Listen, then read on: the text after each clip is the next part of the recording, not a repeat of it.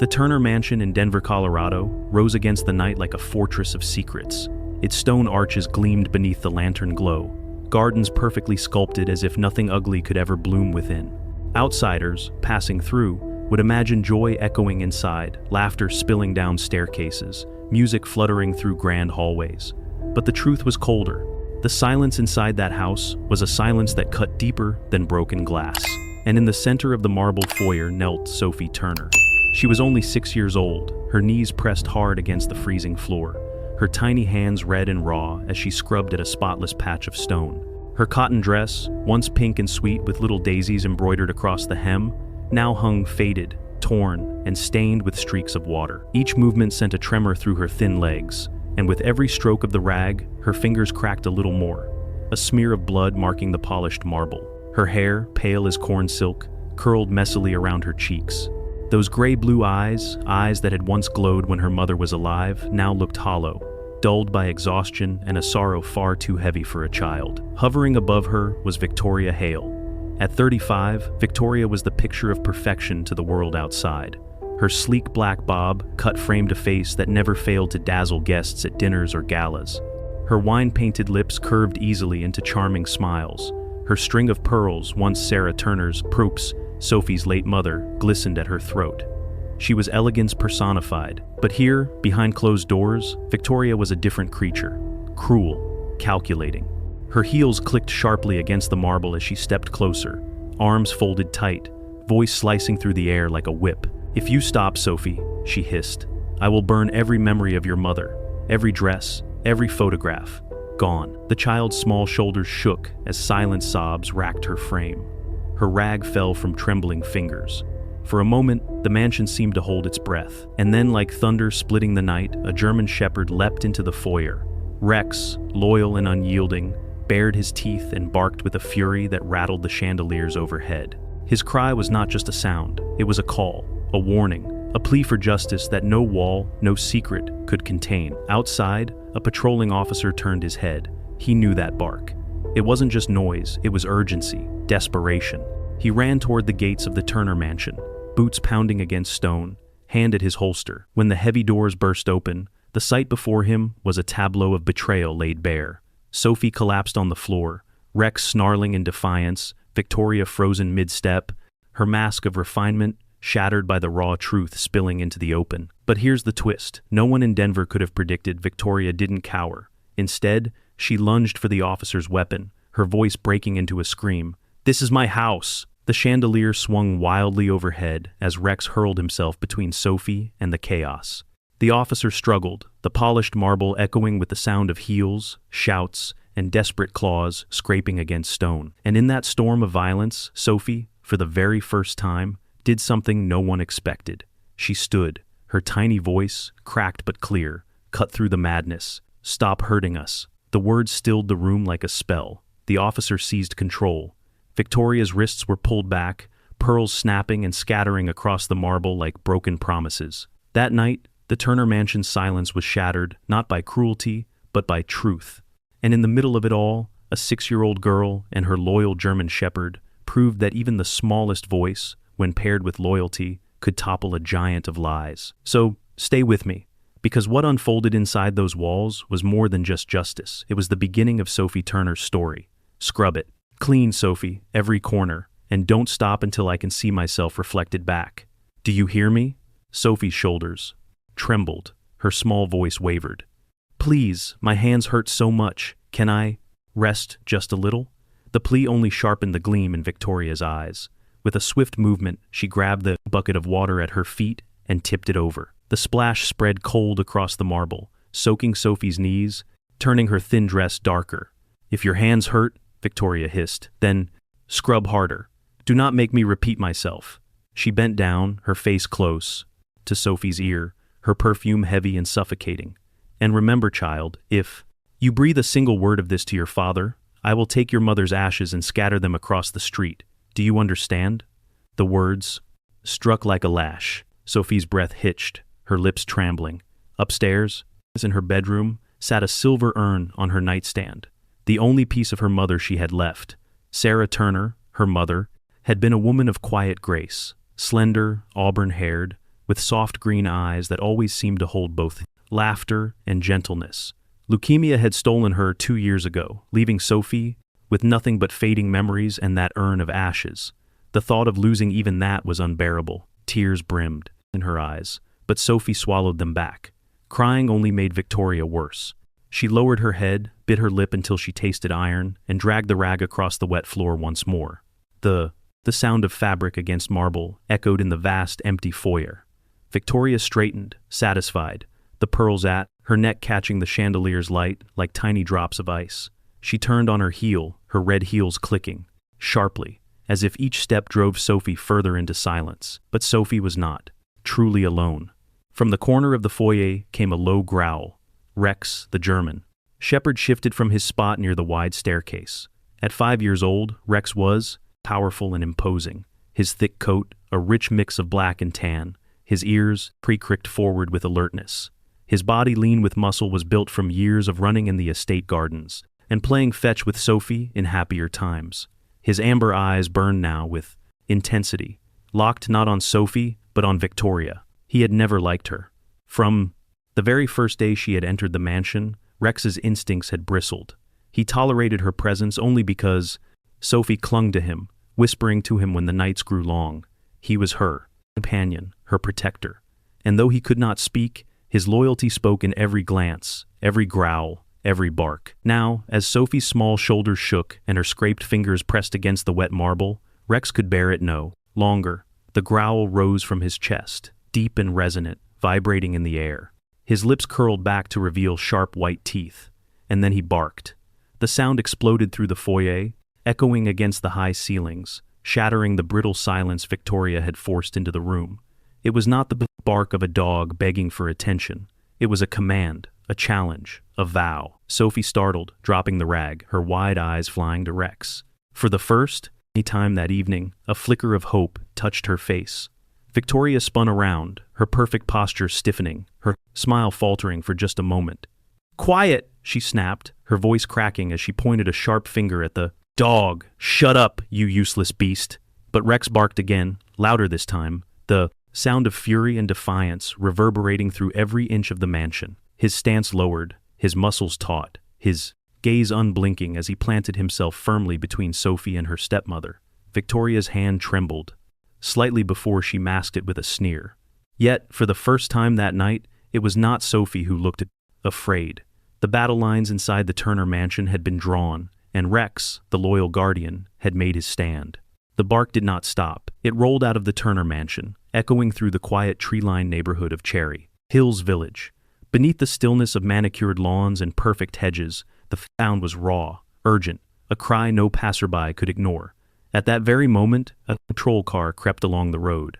Behind the wheel sat Officer Ben Harris, a man of 42, whose years of service showed in the etched lines across his forehead and the calm weight in his dark brown eyes. Ben's frame was broad, his shoulders square, though his once jet-black hair was now threaded with gray at the temples.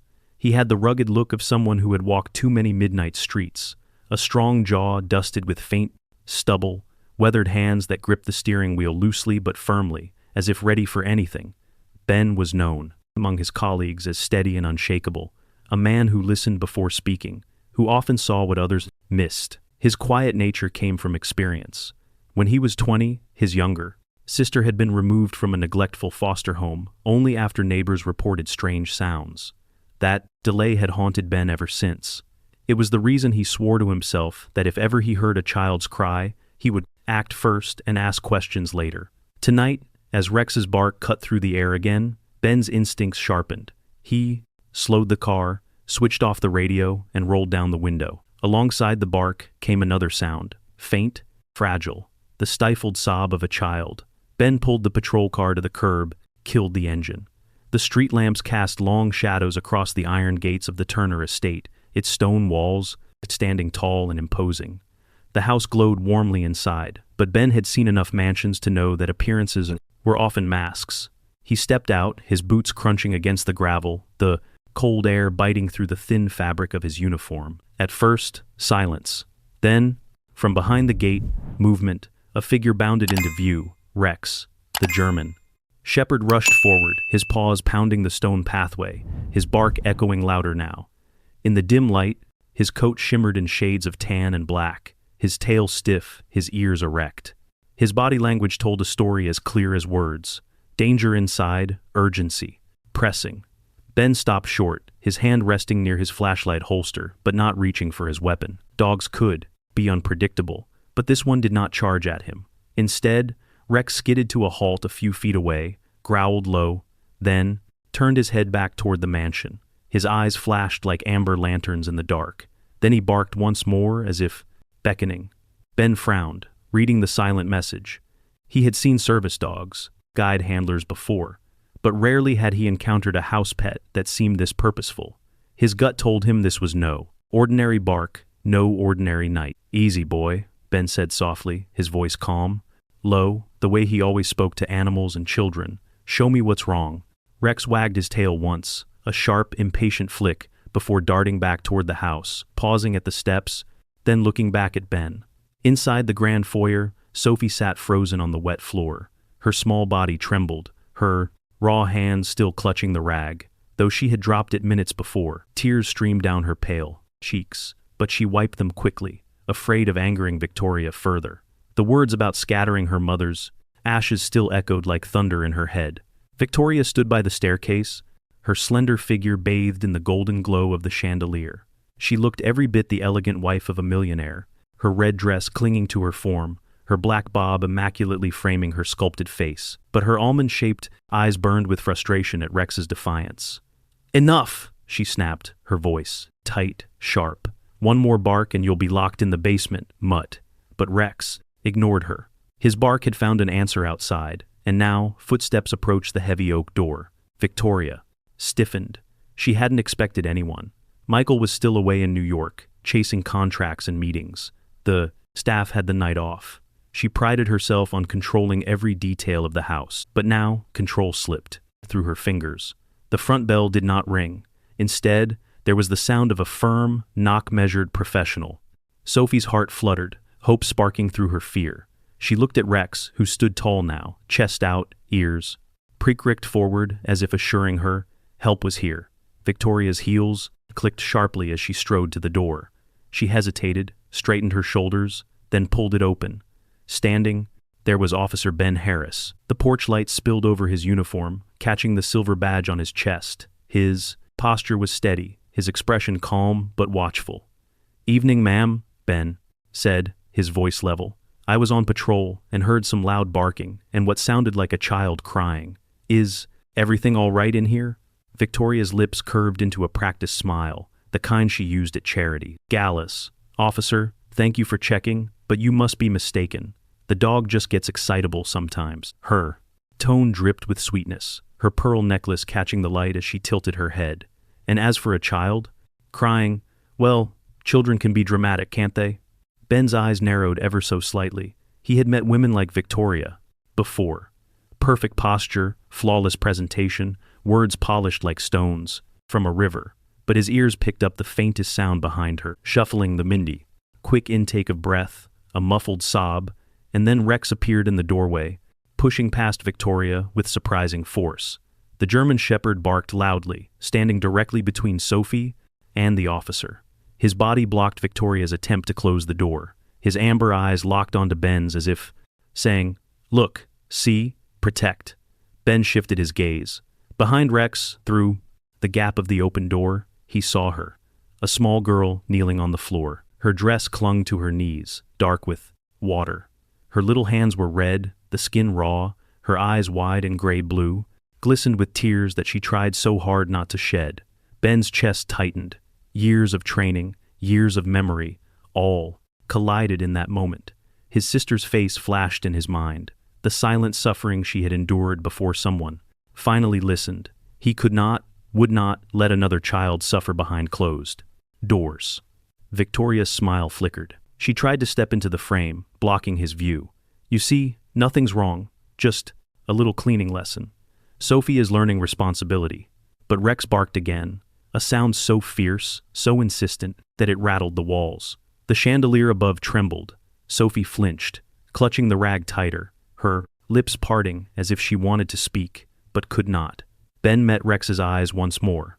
Then he spoke, his voice calm, but edged with authority. "Ma'am, I'll need to step inside just to make sure everything's in order."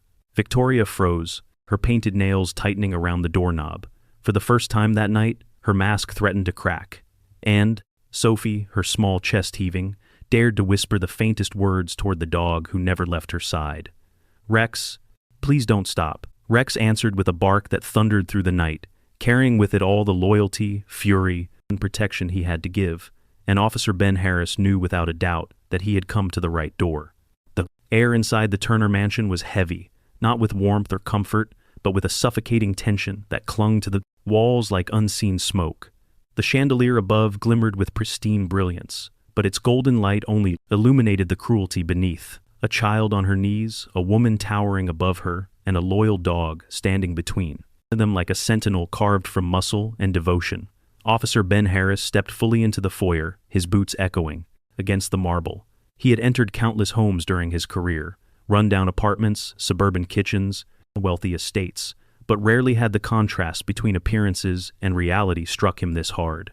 The Turner mansion was supposed to represent security, success, a family's legacy. Yet before him, on that polished floor, was the undeniable evidence of something broken.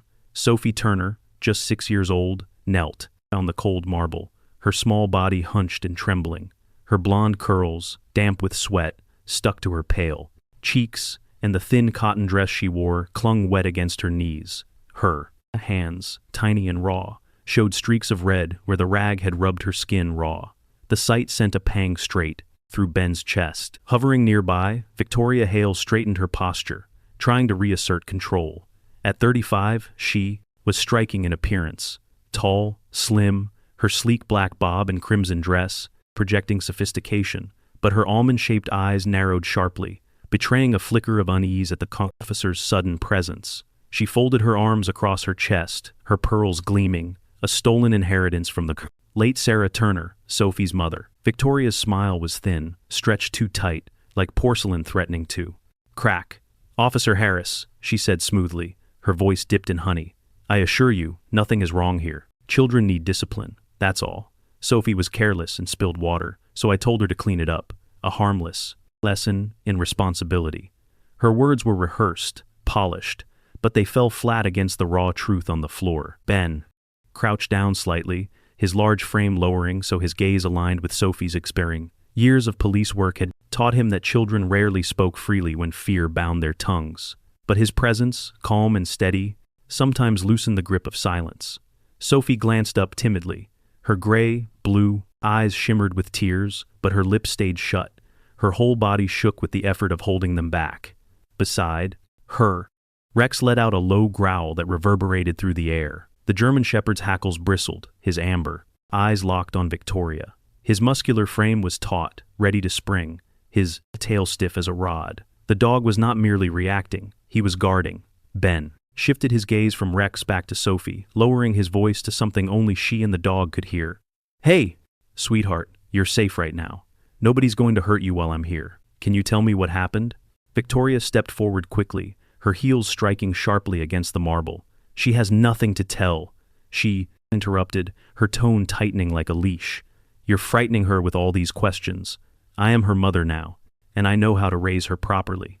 Ben rose to his full height, his 6-foot frame towering over Victoria, just enough to break her rhythm. His brown eyes, usually calm, sharpened into something unyielding. "Stepmother," he corrected quietly, but firmly. "Not mother, there's a difference." The correction hung in the air like a strike. Victoria's painted lips parted, then pressed tightly shut again. Her manicured nails dug into her arms where they crossed. At that moment, Sophie's shoulders shook harder. She bit her lip, until it turned white. Then, in a voice so faint it was nearly swallowed by the vast room, she whispered, "Please don't let her take Mommy away." The words froze the air. Ben felt his throat tighten. He knew those words weren't about spilled water or childish dramatics. They were about something deeper, an attachment, a threat, something Victoria held over the child like a blade. He crouched again, his steady eyes meeting Sophie's fragile gaze. "Who's trying to take Mommy away?" he asked softly. But Sophie only shook her head, her curls bouncing, fear locking her jaw. Victoria's voice snapped through the silence. Enough! She's confused, officer. You're making this worse. Sophie, stop being dramatic. Her tone cracked with an undercurrent of rage she struggled to disguise. But Rex did not allow her to step closer. The German Shepherd's growl grew louder, his teeth flashing white under the chandelier's light. He planted himself squarely in front of Sophie, his chest out, daring anyone, including Victoria, to come near the child. The scene crystallized for Ben. It wasn't just about a child kneeling on a floor. It was about fear that went beyond chores, about cruelty hidden behind wealth, and about a dog's instinct screaming louder than words. Ben's chest HD'd with the weight of Sophie's plea. Her tiny voice had echoed into the very place he had always feared most. The silence of a child being forced to endure what no child should. His jaw clenched, his resolve hardening. This was not a misunderstanding. This was a cry for help. And though Sophie's whisper was nearly drowned by the cold expanse of the mansion, Ben heard every word as though it had been shouted. The mansion seemed to shrink in on itself, its grand walls closing around them like the ribs of a beast. The chandelier above flickered slightly, casting shifting shadows that danced across the polished marble floor. The air was thick with tension, like the charged atmosphere before a storm. Officer Ben Harris remained steady in the center of it all, his broad shoulders squared, his jaw taut. Every inch of him radiated both caution and resolve. He had stood in shootouts, witnessed the chaos of riots, and negotiated with men on the brink of violence. But the venom in the voice of a stepmother toward a child carried a path of darkness that no hardened criminal could rival. Victoria Hale, her crimson dress hugging her tall, live frame, finally abandoned her practiced smile. The mask cracked, her high cheekbones seemed sharper now, her dark eyes gleaming not with charm, but with cold rage. Her lips curled back, exposing perfect white teeth that only sharpened her expression. She no longer looked like the polished socialite that Denver and society admired, but like something predatory cornered in her own den. Her voice dropped low and venomous, slicing through the silence like glass underfoot. If you so much as whisper one word to this cop, she hissed. Bending low toward Sophie, I will throw every last thing of your mother's out into the street. Her photo albums, her jewelry, even her urn. Do you hear me? I'll scatter her ashes until there's nothing left of her. The words slammed into Sophie like a blow. The little girl's eyes went wide, her lips trembling as if they wanted to form a protest, but couldn't find the courage. Her small frame shook visibly, and her raw, bleeding hands clutched at the rag, as though holding on might anchor her against the wave of terror. In the corner, Rex erupted. The 5-year-old German Shepherd lunged forward, his muscles coiling tight, his chest vibrating with a deep, feral growl. His ears pricked back, his teeth bared in, gleaming arcs of ivory, and his bark exploded like thunder rolling through the cavernous hall. He placed his massive body directly in front of Sophie, his paws firm on the marble, his tail stiff with defiance. His stance was not the frantic aggression of an untamed animal. It was precise, protective, a barrier of flesh and fury between predator and prey. Victoria froze for a half second, startled by the raw force of the dog's loyalty. She had always despised Rex, resenting the way the dog's loyalty lay fully with Sophie and Michael. Now, seeing him like this, defiant, immovable, she almost faltered. Almost. "Control that beast," she shrieked, her voice cracking. But the command was hollow. Rex barked again, a thunderous roar that made the chandelier quiver above them. Officer Ben had seen plenty of guard dogs in his time, but Rex was different. This was not training alone. This was love. The dog was making a choice to stand in the fire with the child he adored. Ben's hand went calmly to his utility belt. With a practiced movement, he lifted his radio. His voice was low, steady, clipped with professionalism, but edged with urgency. "Dispatch, this is Officer Harris, badge, number 2417. I need immediate backup at the Turner estate. Possible child endangerment situation. Suspect present. Send units now," static crackled. Then a calm voice replied, "Copy that, officer. Harris, units en route, ETA 6 minutes. Ben lowered the radio, but did not relax. 6 minutes could stretch into eternity in a place like this. His eyes locked on Sophie, still shaking behind Rex's shield. "Hey, Sophie," Ben said softly, as if his voice could build a bridge across the storm. Look at me. You're safe. I promise you that nothing bad is going to happen to you while I'm here." His tone was calm, steady, the same tone he had once used to coax a frightened teenager out of a locked bathroom after a domestic dispute gone wrong. Years ago, that boy had been trembling with a knife pressed to his own skin, whispering that no one cared. Ben had reached him with patience and a promise.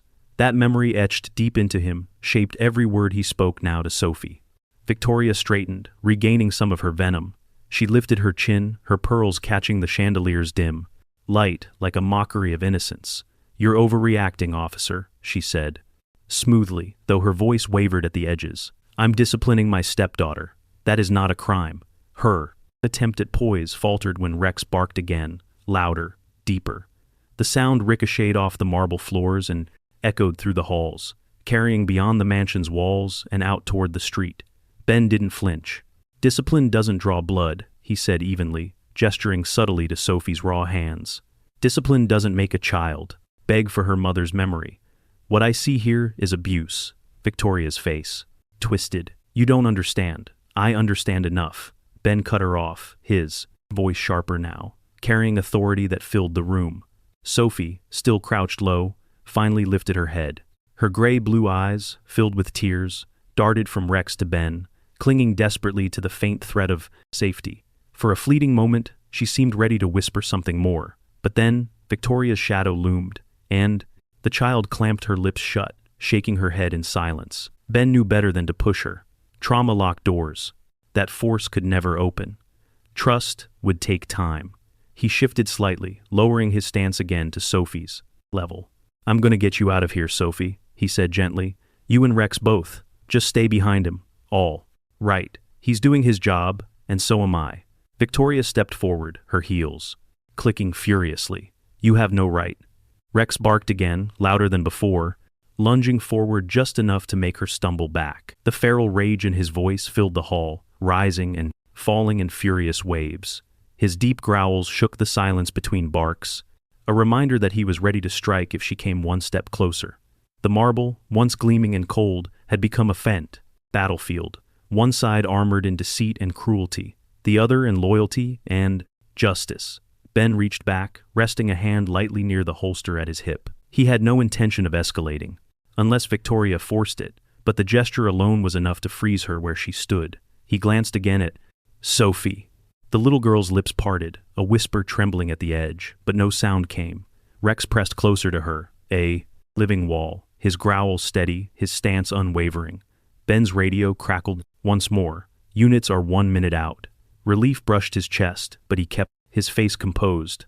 "Hold tight, Sophie," he murmured. "Help is here." The sound of Rex's relentless bark thundered again, filling every corner of the house, carrying with it the weight of truth. The wail of sirens echoed down the quiet suburban street of Cherry Creek, Denver. Blue and red lights splashed against the ivory facade of the Turner mansion, breaking the illusion of peace the home had long projected.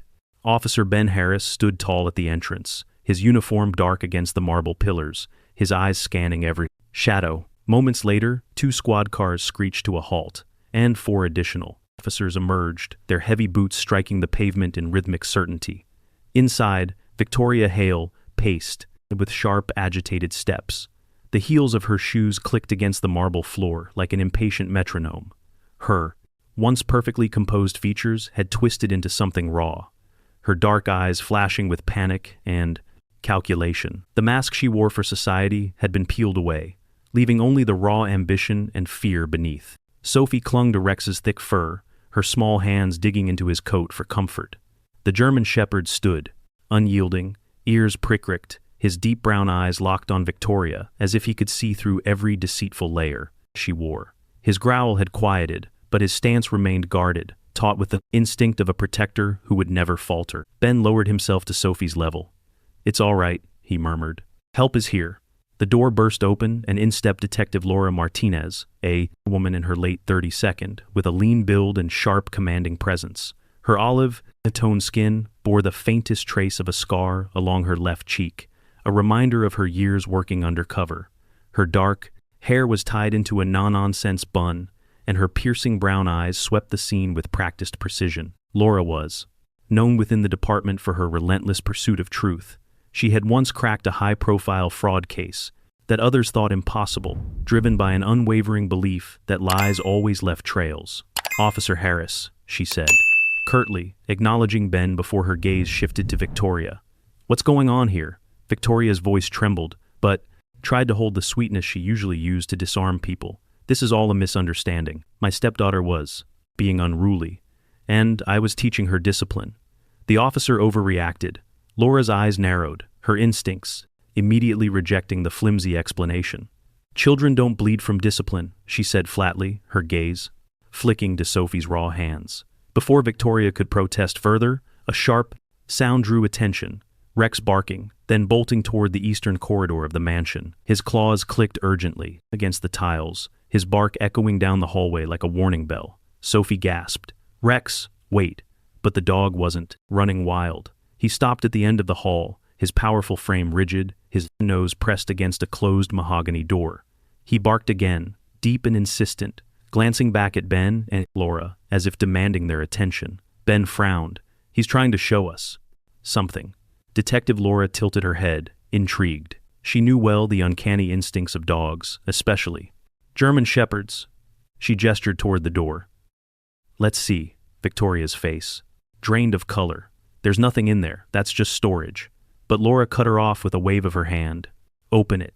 When Victoria hesitated, Officer Ben stepped forward, producing a master key provided by the butler, earlier, who had discreetly cooperated with authorities out of concern for Sophie.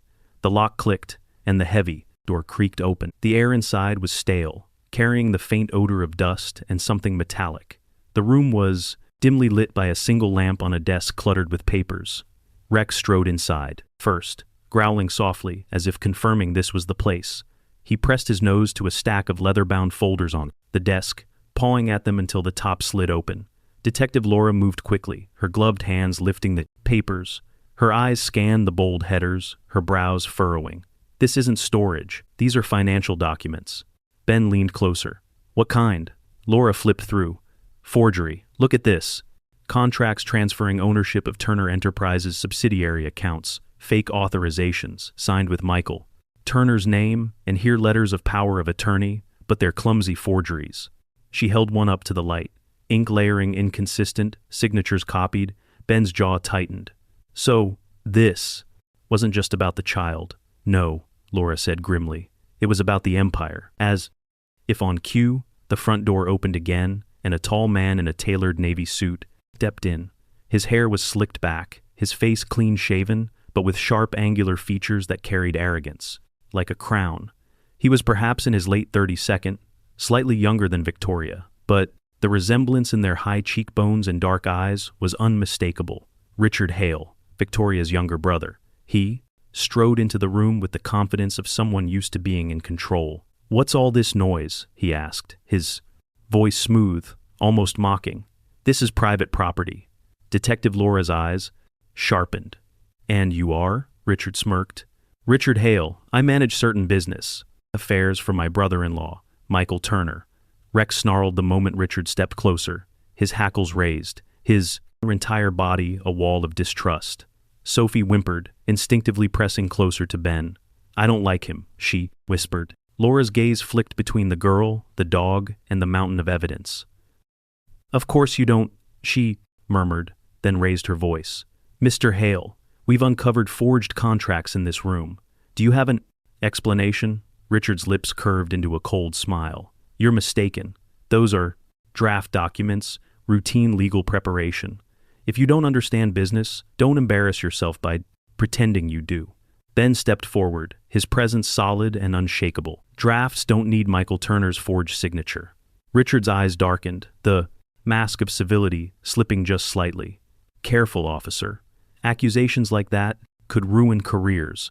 Not as much as fraud will ruin yours," Laura shot back, her tone as sharp as a blade. Victoria moved quickly, her voice honeyed yet trembling. "Please, you're scaring." "Sophie, let's just put this aside until Michael comes back." But Sophie's small voice cut through, soft but strong, enough to silence the room.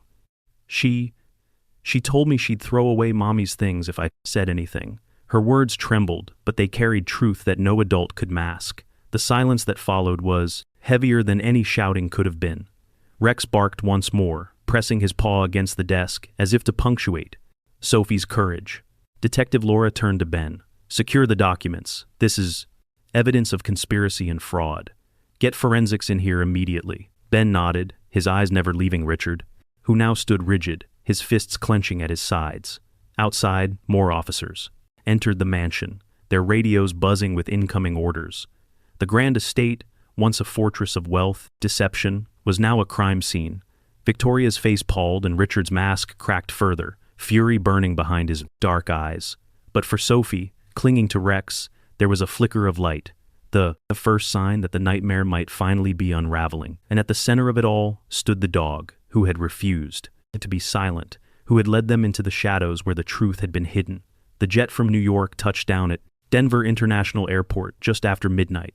From the cabin door emerged Michael Turner, a man of 45 whose name was etched in the business columns of Forbes and the Wall Street Journal.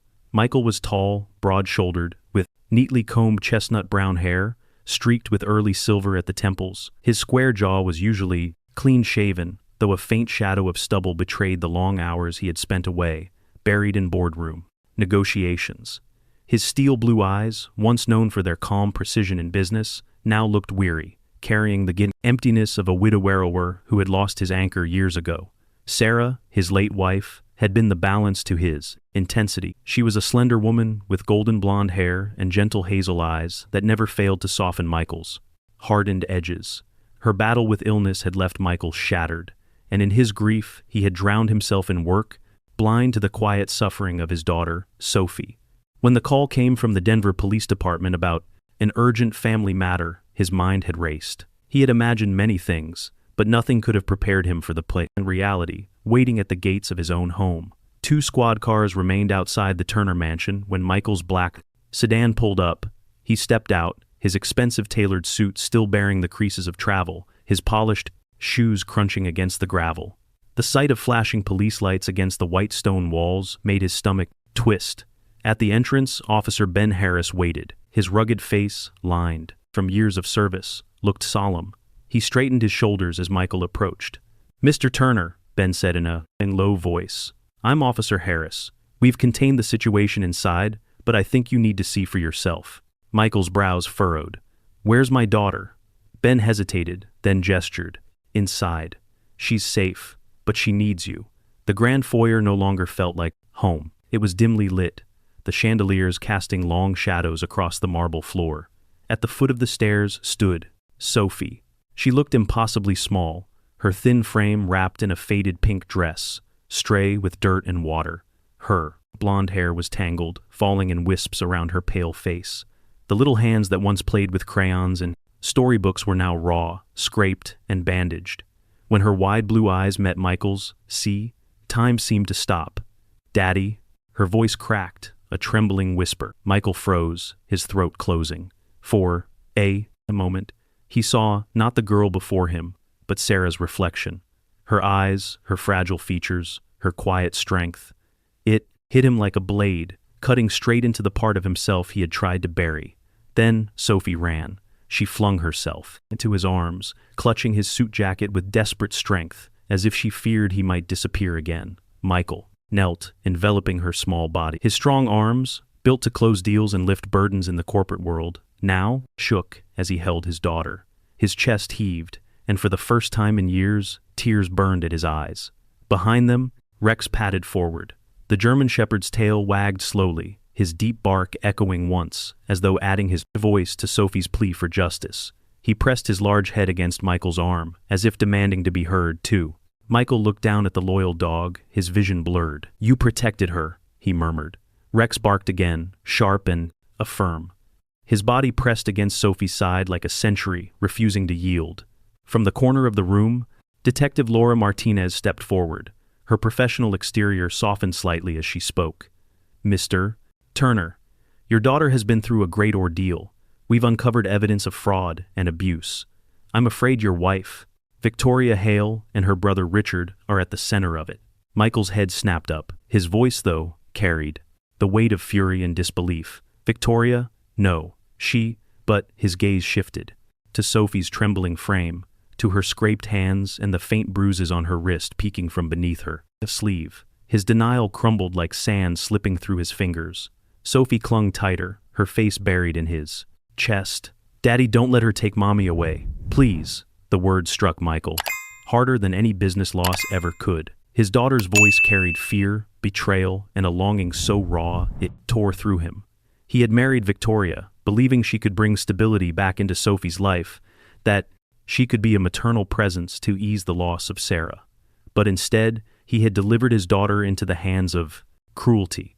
The realization hollowed him, his chest constricted, his jaw clenched, and for the first time in years, he admitted the truth to himself and to the woman watching him with steady eyes. "I've been blind," Michael whispered hoarsely. "Blind and a fool. Ben." Harris spoke carefully, his voice steady. "Mr. Turner, your daughter is safe now, but she needs your strength. This is where you make things right." Michael lifted Sophie gently, holding her in his arms. She clung to his neck, her tiny frame trembling against him. But slowly, her breathing began to steady. Rex walked beside them, head high, his body brushing against Michael's leg in solidarity. For the first time in months, perhaps years, Michael didn't feel like the untouchable millionaire or the grieving widower hiding in work. He felt like a father, again, and it broke him. As officers prepared to escort Victoria and Richard away from the property, Michael stood in the center of the foyer, his daughter in his arms and Rex at his side. His gaze swept across the home he had built, once filled with warmth when Sarah was alive, now tainted by betrayal, Victoria's cold threats, Richard's smug schemes. They all blurred into background noise. The only sound that mattered was Sophie's small voice whispering, "Daddy, don't go away again." Michael pressed his lips to her forehead, his tears soaking into her tangled hair. "Never again," he vowed, his voice breaking but sure. "I will never leave you again." Rex barked once, more sharp and triumphant, as if sealing the promise. The Denver courthouse was a towering building of pale stone and glass, its sharp lines casting long morning shadows across the inside. The air carried the hush of whispered conversations and the faint echo of footsteps against polished floors. At the front of the courtroom sat Judge Eleanor Whitfield, a woman in her late 52nd with streaks of silver through her black hair. She was tall, her posture upright and commanding. Her dark eyes were sharp but not unkind, eyes that had presided over countless trials and learned to sift through lies, and with surgical precision. A widow herself, she carried a quiet compassion for children, something reflected in the faint crow's feet that deepened whenever she gave a gentle smile. On one side of the room sat Victoria Hale, once dazzling in crimson dresses and expensive pearls. Today she was stripped of glamour. Her dark hair was pinned back harshly, her sharp cheekbones exposed, her expensive makeup washed away. The cold arrogance in her eyes still flickered, though her lips tightened with every accusation read aloud. Beside her was Richard Hale, her younger brother. He was 32 with slick-back dark hair, a tailored suit that couldn't hide the sweat forming at his collar. His sharp nose and thin lips carried the smugness of a man used to bending rules for his advantage. Yet, as the charges were laid out, child abuse, conspiracy to commit fraud, financial forgery, his facade cracked and a nervous twitch danced along his jawline. The prosecutor, Karen Douglas, a stern woman in her 42nd with fiery red hair and a voice like polished steel, stood tall as she addressed the court. "The evidence is irrefutable," she declared, holding up copies of Ford contracts and photographs of Sophie's injuries. Victoria Hale and Richard Hale conspired, not only to seize Mr. Turner's fortune, but also to subject a 6-year-old child to emotional and physical abuse. This is not discipline. This is cruelty.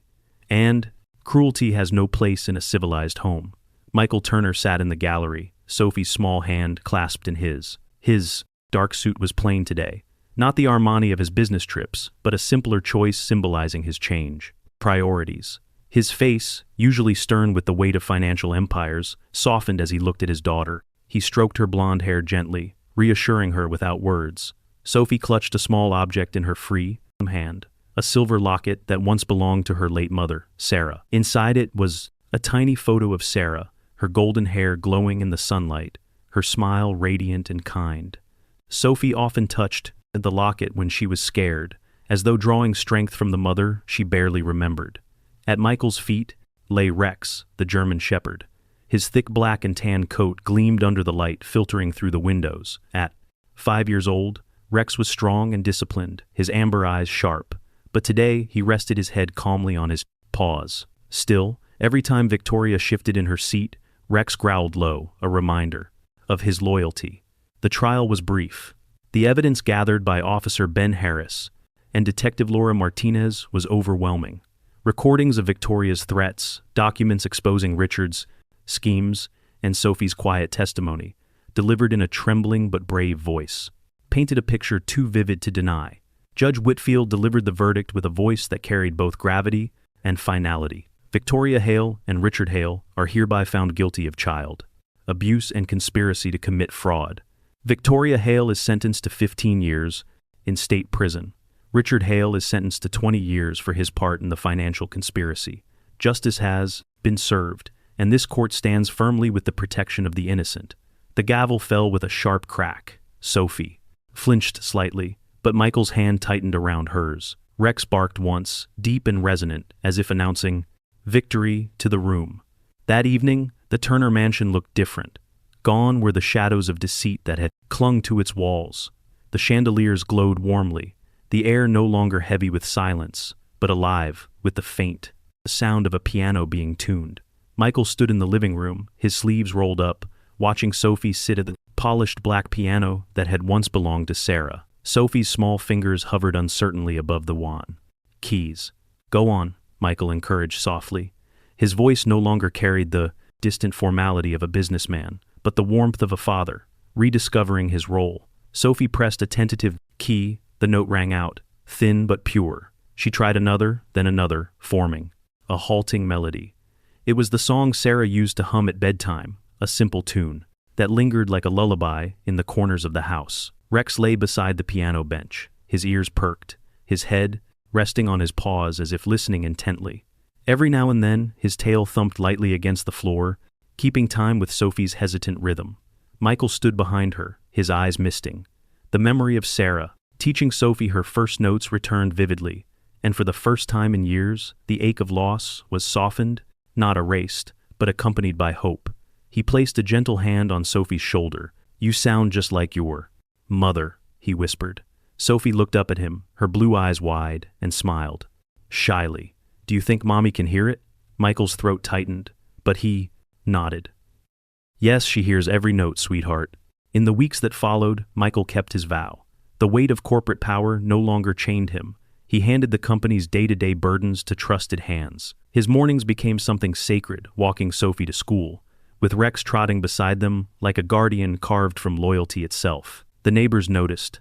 Mrs. Helen Carter, the silver-haired widow next door, often came by with fresh pies.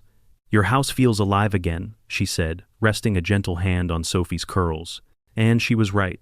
The cold marble halls of the Turner mansion no longer echoed with silence, but with laughter, with footsteps that belonged to love. At school, Sophie began to bloom. The shy, broken child who once whispered now laughed out loud.